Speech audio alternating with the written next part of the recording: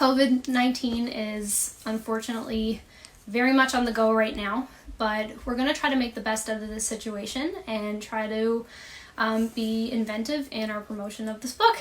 So one of the ways I wanted to reach out to you guys was to do a little reading. Next half hour or so, I'm going to read a few little pieces from the book, hopefully to build excitement and kind of introduce you to the characters and to the setting. And after that, I'm hoping to do a little bit of a Q&A. So if you have any questions, feel free to put them in the chat. Ask me anything about the book. I would love to answer it. And yeah, so I guess we'll get started. The first part I'm going to be reading is the prologue. It's just a fun little section that I think represents kind of the mystery of the book. And also I'm going to be reading a couple of pages from the first chapter. So I hope you enjoy. I'm gonna start. So I'm reading from my iPad. That's why I've got this here. All right, so here's the prologue. I didn't want to do it, the woman tells the baby as she throws another one out of her way. The hole in the ground is deeper than yesterday, but the soil after rain is wetter, heavier, sloppier. She's fallen into the mud a couple of times now, much to her dismay. She supposes that she's probably not in the position to complain about her working conditions. The woman throws another small pile of dirt and then collapses onto the ground next to the baby. She pulls her knapsack onto her lap, opens the flap on the top, and digs around inside. She pulls out a banana, peels the fruit, and passes it to the baby. The baby swats at the banana, knocking it into the dirt. She lets out another earth-shattering cry that wails out into the coast like a siren. Would you knock it off? The woman snaps, desperate for the baby to stop making noise just for a few minutes. For a moment, the baby stares at the woman in surprise, startled by her outburst, and proceeds to cry harder. The woman wonders briefly if she should throw the baby into the hole she's digging. Then she regrets wondering such a thing and pulls the small girl into her lap. But as usual, the girl refuses to settle, twisting fervently in the woman's arms. She stands up, stalks across the grass, bangs her little hands against the metal box, and cries some more. You're gonna have to get over it, kid, says the woman, standing back up again. She brushes the dirt off her pants, picks up her shovel again, and digs it into the ground. Because she's not coming back. The baby looks at the woman, who tosses another pile of dirt over the cliff. The baby puts her fingers in her mouth and leans her head against the box. Stop touching that thing, will you? Snaps the woman. Last thing you need now is blood on your hands. Okay, so that's the prologue. And I'm going to read a couple of pages from chapter 1. So this is our main character, Hannah's entrance into her mother's house. And I hope you enjoy. My mother's house is barely a house at all. It stands crooked, worn from the elements and the neglect. The ancient saltbox home is the only remaining structure of what once was a community long ago. It was paid for and restored 30 years ago by a wealthy seaside dreamer, who subsequently got sick of the fog and the wind and the southern coast and decided to move to Florida instead. He put the house on the market, realized no one else wanted it either, and ultimately reduced it for quick sale. My mother was the one who found the ad in the paper and decided that it would make the most perfect home for a writer like she. A quaint little shoebox on the edge of the coast, free from people and distractions. I'm certain the realtor had not been prepared for a sale, which was how she got the place so cheap. I'm also certain that the realtor did not believe my lonely mother would be moving into the property permanently. Not 5 hours from civilization, kilometers from anyone else. Those conditions are not ideal for anyone, especially not for a petite single mother and her toddler daughter. But alas, she did. And my mother is still there, 22 years later, a permanent barnacle to that house and that cliff. My car pulls up and over the final hill, and at last I reach the private stretch of an unpaved road that leads to my destination. The gravel trail, essentially her driveway, has 3 sharp turns and then a long, straight path. Once you get through, if you haven't lost the bottom of your car, you can finally find the house. When you get there, the view is postcard-worthy, almost as if the ray of a lighthouse shines its bright beam on your destination like a nautical spotlight. I spot the house as my car rounds the final corner and wonder if it is worth pulling over for a photo. I have seen this view so many dozens of times before, but this, now, will be my last. I hesitate for one more moment and then keep driving up the driveway.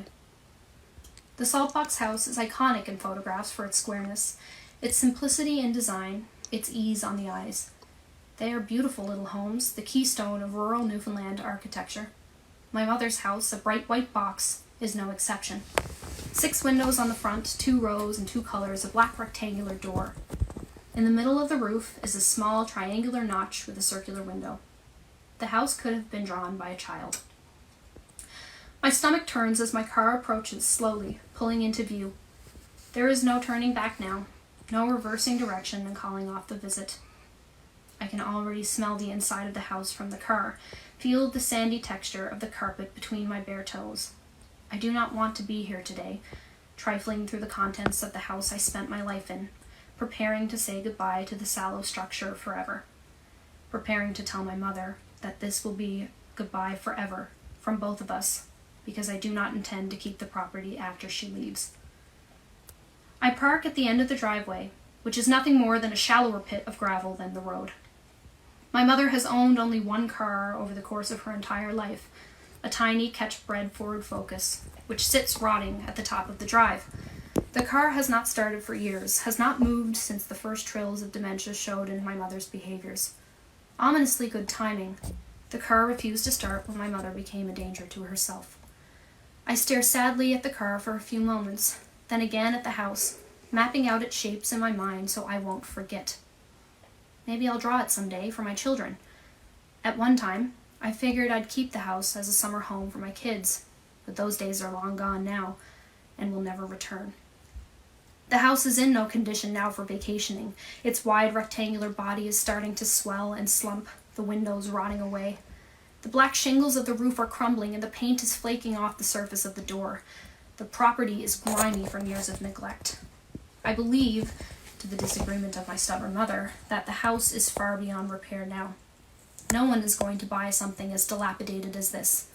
No one wants to buy a fixer-upper 5 hours from the nearest hardware store.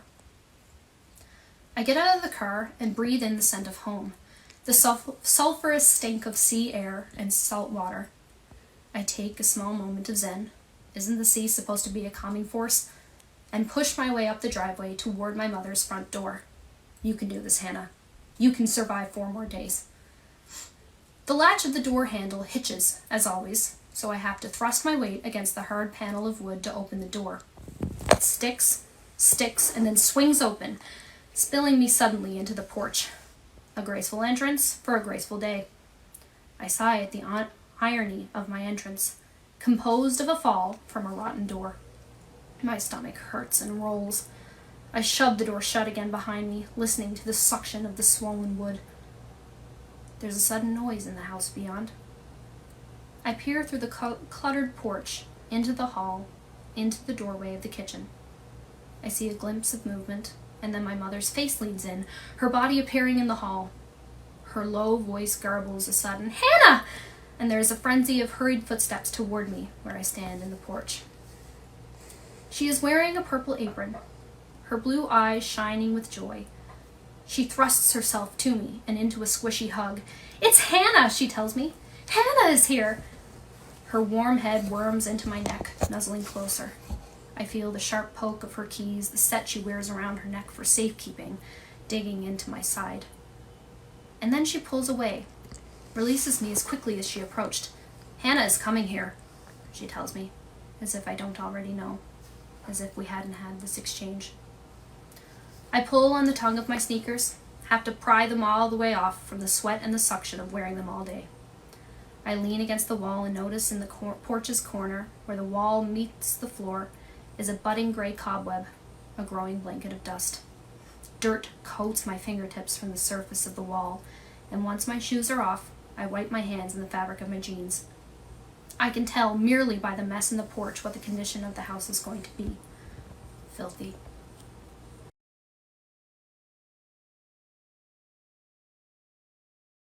I did have one question that a friend did ask earlier on before the video started, and she wanted to know the story behind the cover. So I wanted to give a huge shout out to the graphic designer of the cover, Graham Blair. He was super instrumental in helping me create a cover that represented the idea of the book. So shout out to him. He took a kind of a concept that I had created to motivate myself when writing the book, and he emulated it with this amazing picture of a saltbox house.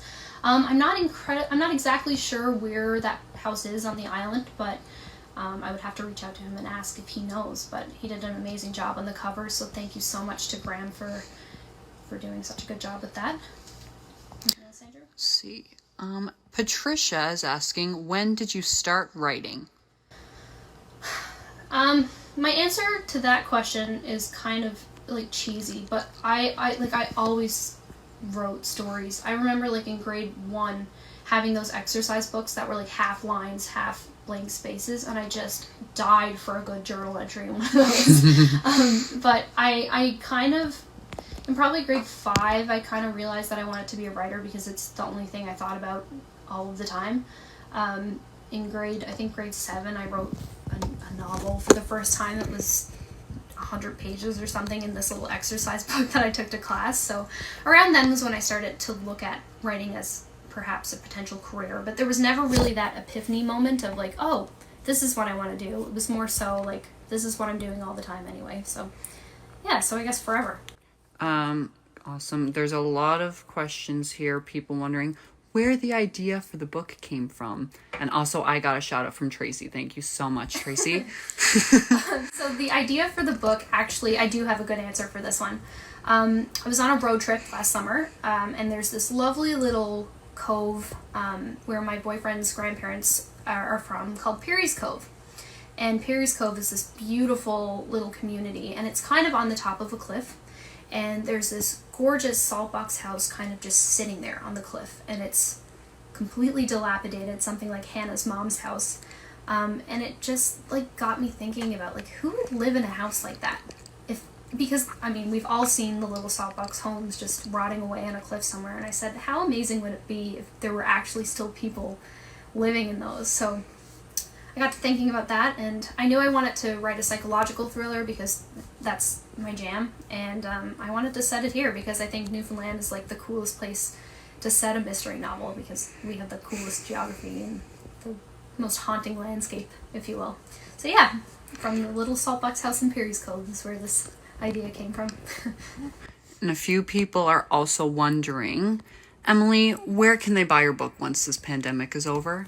Okay, so once this pandemic is over, hopefully, this book will be available at Costco, at all Indigo stores, so like Kohl's and Chapters and both of the malls, and also anywhere else that Flanker Press books are stocked. They have many accounts across the island, but you should be able to see it in stores. I know that in certain Irvings there are spinner racks with Flanker Press books. You should be able to find them there. But as time goes on, we'll know for certain, and I'll keep you updated with where you can buy them in stores. Please do not risk your health to go out in a store, of course. You can order online. Flanker is shipping internationally from their warehouse, and please use that means if possible. Okay. Now this one is a great question. Came from Paul Ford and Nicole Maria simultaneously. Wow. They want to know, how long did it take to write the entire book? Well, this is the story within itself. Over the next couple weeks, I'm going to post a very elaborate answer to that question. But to be short and sweet and mysterious as this book is, this book was written in 8.5 days. It was a challenge that I gave myself. And yeah, I won't say any more on that yet, but stay tuned. More information about that will be coming soon. Mm-hmm. Yeah. All right, let's see what else we got here. Jackie wants to know, what type of books do you want to be known for writing? Love this question. Thank you so much, Jackie. I love psychological thrillers, of course, but long term, I would love people to be able to pick up a book and say, wow, this is an Emily Hepditch. I love books that are psychological in nature, not just in terms of thrillers, but that delve into like psychological and criminological theories. I want to write things that kind of comment on issues in society. For example, crime media is a huge interest of mine academically, outside of literature, so I would love to incorporate that into books. I have more books in the works, and as my queue increases, I hope that is what I'm known for. So definitely psychological thrillers, but that have value in terms of spreading a message or asking a question that's important in society. Thank you, Jackie. That is great, because Nicole just asked, are you working on any other books at the moment? I sure am. I'm working on 3 right now. I'm almost finished one of them. Almost finished. One lousy chapter to go that's just ruining my life, but I have 1 chapter to go with that one. And I have 2 that are very much in the works. One is in its later stages of planning, and I'm set to write that in, I'm aiming for June, July to really pump that one out. And then the other one I'm hoping to write over the summer as well, but it's another one that's set in Newfoundland. I'm not going to say much about that yet, but you can stay tuned. I'll be sharing the journey for all of them. Awesome. Natasha is asking, are there any authors that you took inspiration from? Leanne Penny also asked that question. Of course. There's so many great authors. I love Gillian Flynn. Everybody who knows me knows that. The author of Gone Girl, Sharp Objects, Dark Places, what have you. She's the first author that really made me look at what a woman can be in literature. So women who are bad just for the sake of being bad. She was really the first author that I read that I was like, wow, we don't have to have just a maternal figure in this story. We can have a really good female villain. I love Lisa Jewell. I love a lot of her stuff. In terms of classics, I love Vladimir Nabokov's creative style. I love prose style. Every single sentence that he writes sounds like a poem. I like Stephen King. I think we all like Stephen King. And I look up to a lot of screenwriters too. Phoebe Waller-Bridge, Greta Gerwig, just to name a couple. I take inspiration from screenwriters too, because they're such visual storytellers, and I think that has value in not only screenwriting but in literature. So yeah, lots of people. Cool. Let's see what else we got. And Sarah is wondering, have you been writing a lot during quarantine? I can answer that. The correct answer is yes, because her head is always in her laptop. Thank you, so over quarantine, a lot of my writing has been academic. I'm finishing up my last semester of my bachelor's degree.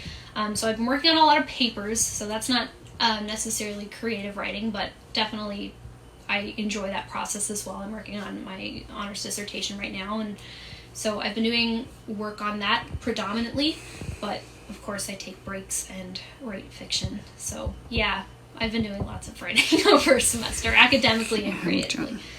Yeah, how are we doing on time, Andrew? We still have some time. Got a couple more. Jojo was wondering, is there potential for a sequel to The Woman in the Attic, or is it a standalone? So, I've gotten this question a few times. I don't think I'm going to write a sequel to this particular story. But what I hope to do is I hope to write more books in the future that are of similar contexts. So not necessarily the same story as The Woman in the Attic, but the same feeling as The Woman in the Attic. So suspenseful, psychological, kind of a darker mystery, but I definitely want to write more stories set in Newfoundland. So kind of yes. Similar books, just not necessarily a sequel. I hope that answers your question. Dawn is wondering, would you consider writing for television? Absolutely, I would. That's absolutely something that I'm in the works of working on. I've written, as of yet, a few minimal screenplays, not very good ones, but that is something I am 100% interested in the future. That's one of my biggest dreams, is to write for film and TV. And I totally want to adapt my own stuff. I want to write a TV version of The Woman in the Attic, maybe. I don't know. But absolutely I do, 100%. Michaela asked a great question. She's wondering, what would you say to anyone who wants to publish their own novel but maybe too scared? This is an amazing question, because let me tell you, I have been more scared during this process than I have ever been in my life. I think for most of us writers, like, writing is not only your hobby, but it's kind of a little bit your identity too, because you brand yourself as a writer, so because it is so important to you. So if you're scared, my advice to you is you're going to be scared, do it anyway. Pursue, even if you're shaking. Because what I've come to accept is that fear is just a part of this process, and being free in your writing is proceeding despite that fear. So don't necessarily look to be completely comfortable when you're, soliciting publishers or maybe looking for an agent. Just kind of go for it anyway, and know that being nervous is a normal part of it because it's what you care about. So definitely, please don't let fear discourage you. If you're writing a book, I believe in you, and I think you should totally go for it. And also, a piece of advice that I think is super important to all writers: walk up and shake people's hands and introduce yourself and say, hello, my name is Emily and I have a book that I really want you to read. Just go for it. Chase that opportunity even if you're nervous. It's 100% worth it. Awesome. There's a couple of questions about the release of the book itself. Yep. So what is the date of the book launch, and also can you buy digital copies of the book? Okay, so yes, an ebook will be available again through Flanker Press and other online sources like Kindle. You will be able to get an ebook, absolutely. The release date for the book is April 22nd, and of course that is pending the arrival of the book from where it's being printed. So once the book gets here, it will be available through Flanker Press and as an ebook. But of course that depends on if the ferry gets here in time with the books.